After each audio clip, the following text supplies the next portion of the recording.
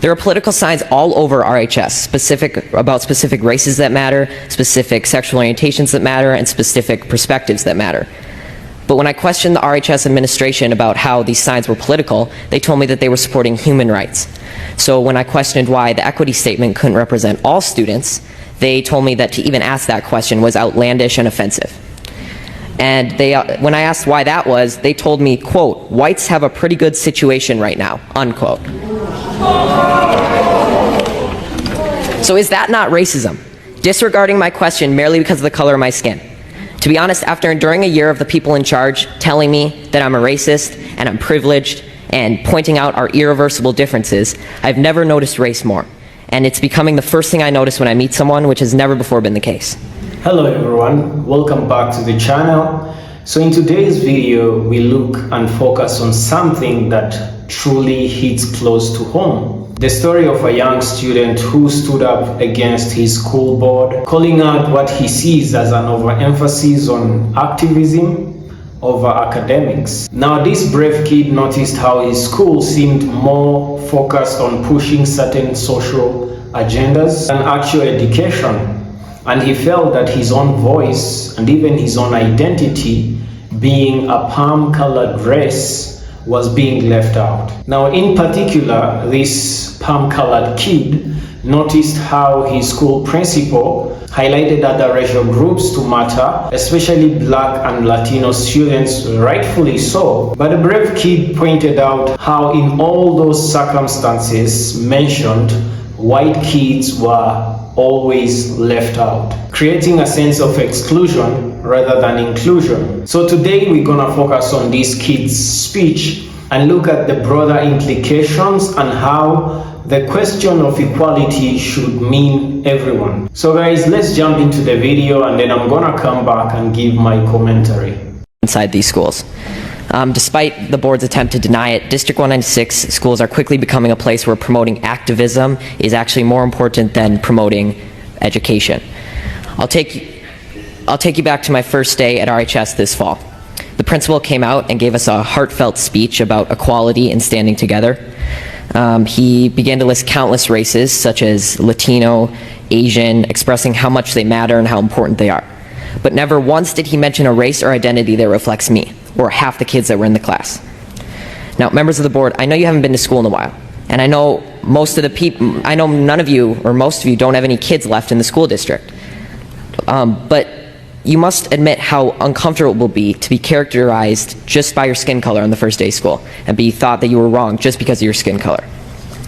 So I will never forget the look one of my friends gave me from across the room as we were sitting there listening to this blatant bias being expressed in the so-called equity statement by the leader of our school. To be clear, I don't need you to tell me that I matter, but hearing the condolences given to other races and leaving just one race out, inevitably you'll start to feel like you've done something wrong.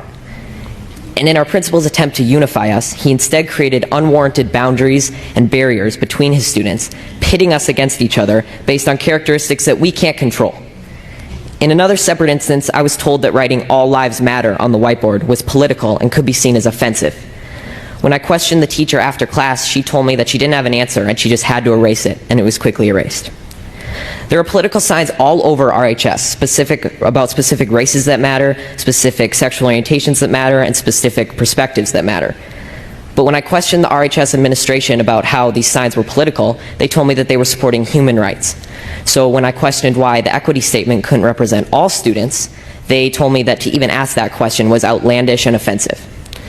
And when I asked why that was, they told me, quote, "Whites have a pretty good situation right now," unquote. So is that not racism? Disregarding my question merely because of the color of my skin? To be honest, after enduring a year of the people in charge telling me that I'm a racist and I'm privileged and pointing out our irreversible differences, I've never noticed race more. And it's becoming the first thing I notice when I meet someone, which has never before been the case. RHS administration confidently told me that RHS students and staff are happy with their equity statement, but from my experience in talking with other students, this is not the case. I know many kids who disagree with their teachers, but they're too scared to stand up because they're worried that their grades will be docked and their learning experience will be affected. My honors government teacher, I'm not going to say his name, but he's mentioned that Democrats care more about all people while Republicans only care about themselves. And he's also inferred to us that socialism is better than democracy. He even had a statue. He had a statue of a socialist leader in his classroom. I've been told by a lot of kids that they just stay silent and adjust their schoolwork to reflect an acceptable opinion to secure a good grade. I've been approached by multiple teachers who have told me in private that they just want to say that they agree with me and they support me standing up, but they can't say it in front of the class for fear of being disciplined by the administration in some way or losing their jobs. There is clearly only one way to think in this district, and that is that they are teaching their kids to shut up if they don't agree. Now, members of the board, I want you to take a good look at yourselves in the mirror tonight and ask, are you really standing up for the equality of all people, or are you just pushing a damaging political ideology on our students? A fellow coworker at my job, who by the way is of color, discreetly told me that the schools seem to be pushing a very leftist agenda in class. This proved that not everyone is happy with your school, and not everyone who isn't happy is white. Now, due to all these instances I've mentioned, and many more that I can't fit in this 5-minute speech, I have decided to leave this district and continue school on a private Christian school online.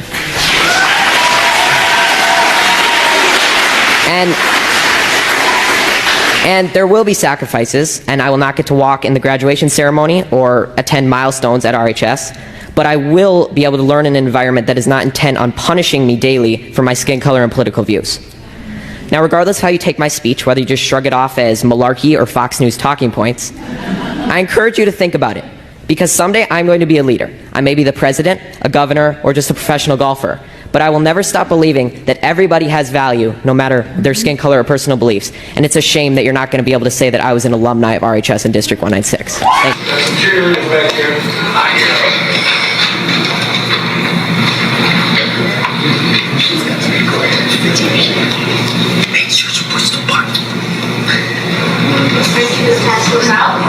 No, we're here to listen to you. No, you asked that we abide by your rules and set our literature here for Mr. Brodsky to pass out. And if you're not going to abide by your own rules, Then you're going to put it in the minutes too, just so everybody knows. Put it in the minutes. if you're not going to abide by your own rules, Put it in the minutes. if you're not going to abide by your own rules, I will take those back and I will pass those out myself to all of you. So it's either one or the other. I'm sorry, you cannot really make your own rules up. It's under the Robert Rules of Order. You just said it. Pass them out. At the beginning. Pass them out. He just said it. I don't think we should be reading it right now. You were reading them. Put it in the minutes too. They should be. My camera's on, so I don't need your... Reclaim her minutes. Reclaim her minutes. It hasn't started yet. I have not started yet. I reclaim my time. It is my First Amendment right. You reset that timer here. No. Yes. Reset her time.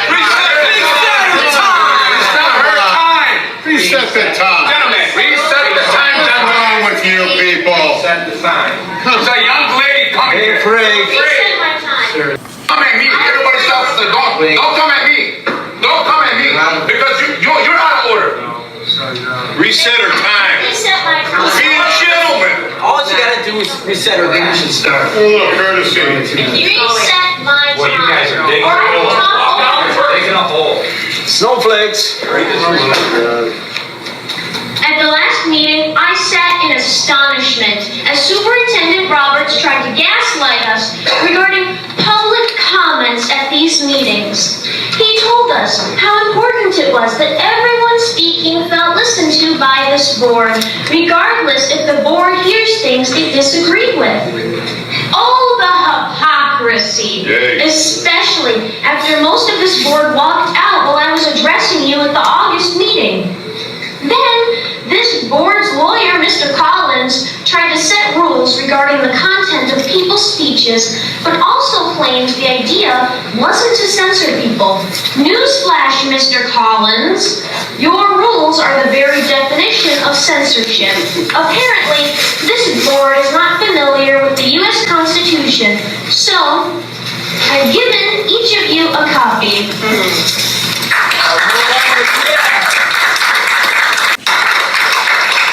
Please note the First Amendment on page 21, which clearly states there shall be no rules abridging freedom of speech. Additionally, the people have the right to air grievances to the government.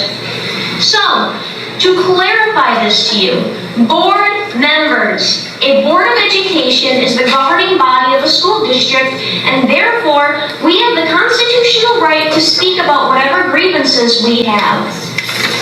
You can't limit the content or direct who we can or cannot talk about. If you don't want to be embarrassed or be in the spotlight, then resign from this board. If you don't want your family members to be a topic, then they should refrain from making statements on social media in regards to people who speak at these meetings. If you don't want people to refer to you as groomers and pedophiles, then follow state and federal laws and remove the sexually graphic books from your school libraries. Appeasing immorality by claiming acceptance and inclusion is not a valid argument. Claiming the books can be obtained online, no, it is my First Amendment right, and you have taken my time, so I reclaim that time back. Let me speak. I reclaim my time back. I am going to continue. Not a valid argument. Claiming that removing the contested books is banning them is not a valid argument. There are no valid arguments for violating laws or infringing on constitutional rights. A quote by Wendy Jade states, "An environment that is not safe to disagree in is not an environment focused on growth. It is an environment focused on control." Board members, keep in mind that come the next election, parents will have the control. You've been exposed. Those are brave and bold young kids right there. Let's be honest, guys, we are all members of the human race. We are cousins to each other, be it melanated people, palm-colored people, Asian people, Latinos, everybody.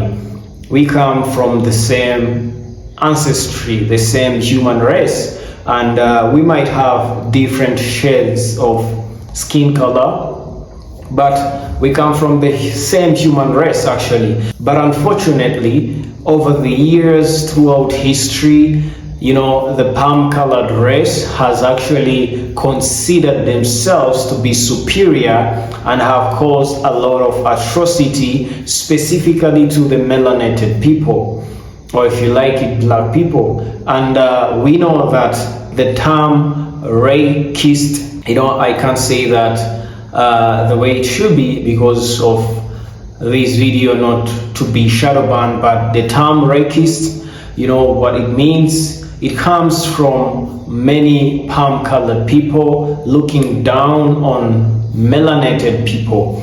But now, as you have seen, this palm-colored student going over to his board and calling out his board for, on the first day actually of attending school, his principal was coming out and differentiating the school kids and the school students by their race. If you look at in the community, you look at a melanated kid and a palm-colored kid, babies, they play together. They don't see anything about color until they are taught that by their parents or, their peers.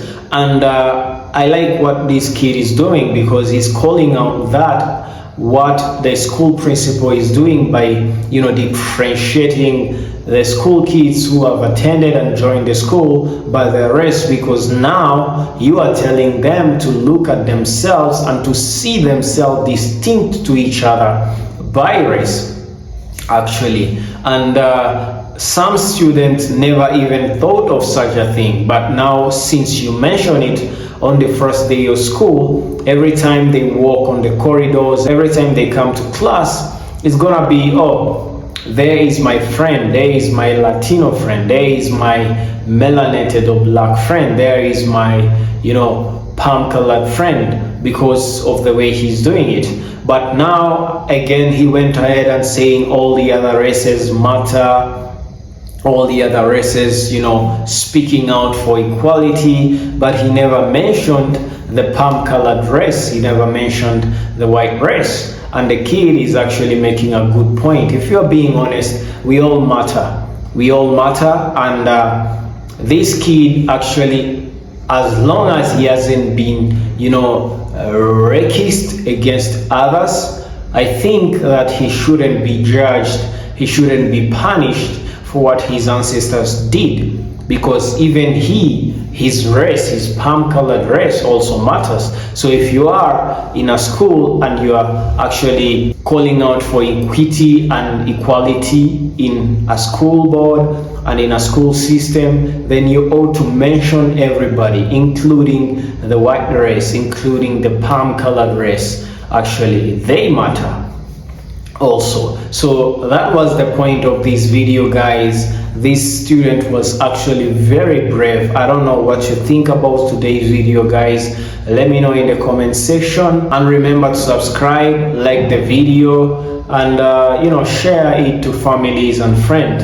Thank you very much for watching. As always, guys, see you on the next episode.